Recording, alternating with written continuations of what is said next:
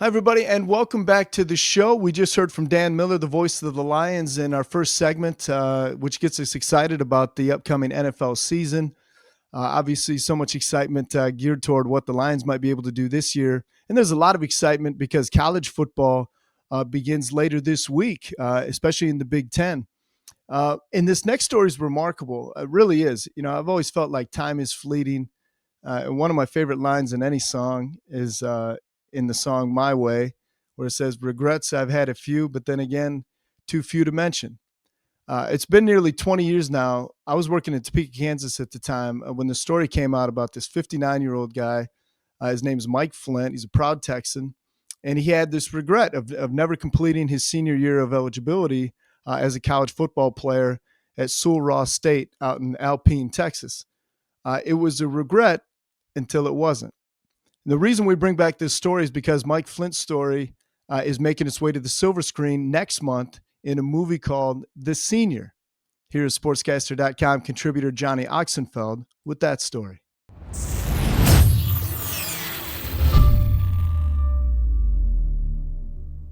Have you ever heard of the name Mike Flint, 59-year-old college football player?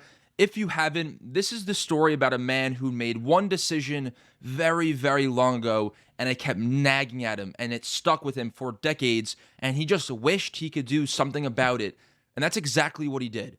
You didn't hear me wrong. He was a 59-year-old college football player. Here is the story about Mike Flint. Mike grew up in Texas, where he was the only child of a World War II veteran, and football was a mainstay in their house. So you just know Mike grew up playing football in middle school and high school and just waited for his opportunity to play college football. Now, if you don't know Mike for his college football days, you might actually know him during high school because he played for the Permain Panthers. You may recognize them from Friday Night Lights. He was a part of the high school's first ever state championship and named a member of the All-District team. Now, Mike grew up in Texas, as I said, and college football is pretty damn big in Texas, so he was recognized as one of the best high school players in the state, and several D1 programs wanted him on their team. Now, Mike did have a girlfriend in high school, and maybe she swayed the decision of where he landed, but he ultimately attended Ranger Junior College, which is a JUCO school, for only one semester, and then he ultimately left and went to a Division II school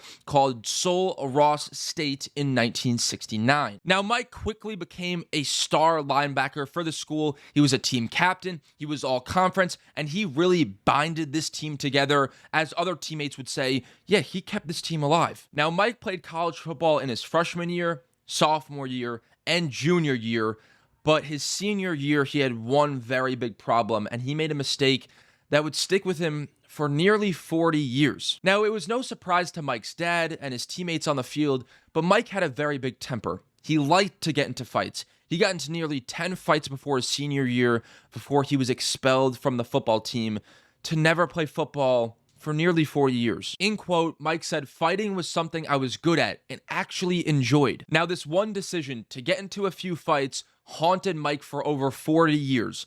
In quote, "I never stopped thinking about the loss of that senior year." He went on to finish his degree outside of campus, and he worked various jobs, important jobs for big football schools. He was the strength and conditioning coach for the universities of Nebraska, Oregon, and Texas A&M.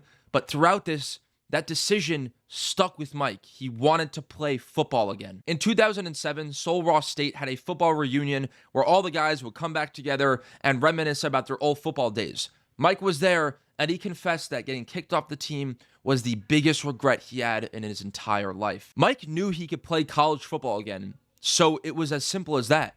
Why didn't he? Why didn't he play college football again? Yeah, he was 59 years old, but he knew and believed in himself.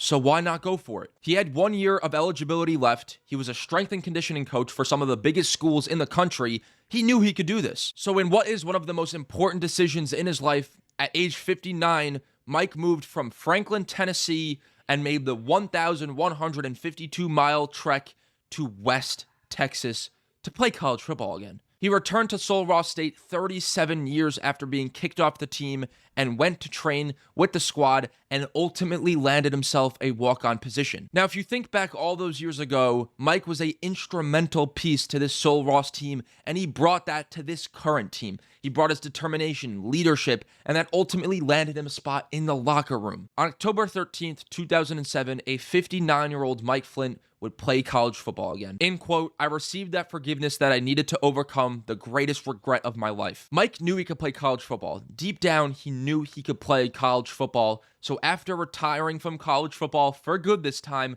Mike became a motivational speaker and impacted the lives of so many. Mike Flint's motivational speaking may have touched the lives of two really important college football players. Tom Thompson II, at age 61 years old, became the second oldest college football player in NCAA history. In that same year, Alan Moore, who was just 2 months older than Thompson, 61 years old, claimed the record as he suited up for Faulkner University as their place kicker, the oldest player in NCAA history. In 2008, 1 year after retiring, Mike wrote a book called The Senior, My Amazing Year as a 59-year-old College Football Linebacker. Now, the book is being transformed into a movie starring Michael Killis and Mike Flint, and it hits the theaters September 19th, 2025. Mike Flint's story about resilience and overcoming some unfinished business doesn't sit with you. I don't know what will. Mike Flint's story is absolutely incredible. For Mike Flint, number 49, age is just a number. Oh, I feel fine. I feel great. This 59-year-old senior waited 3 decades to get back on the gridiron. Saturday night, the wait ended when Flint took the field with Texas Sul Ross State in a victory over Texas Lutheran in 3 overtimes. Was it what you thought it would be? Oh yeah, it's more. It's more. It's everything I thought. This guy hit the winning field goal right there. Okay. Back in 1971, Flint was kicked out of school. He was a team captain at the time. He moved on, married, started a family, and went into the military. He became a strength coach at Division I schools, but he never got over letting his friends down. He mentioned that to guys during a reunion who dared Flint to get back into playing shape.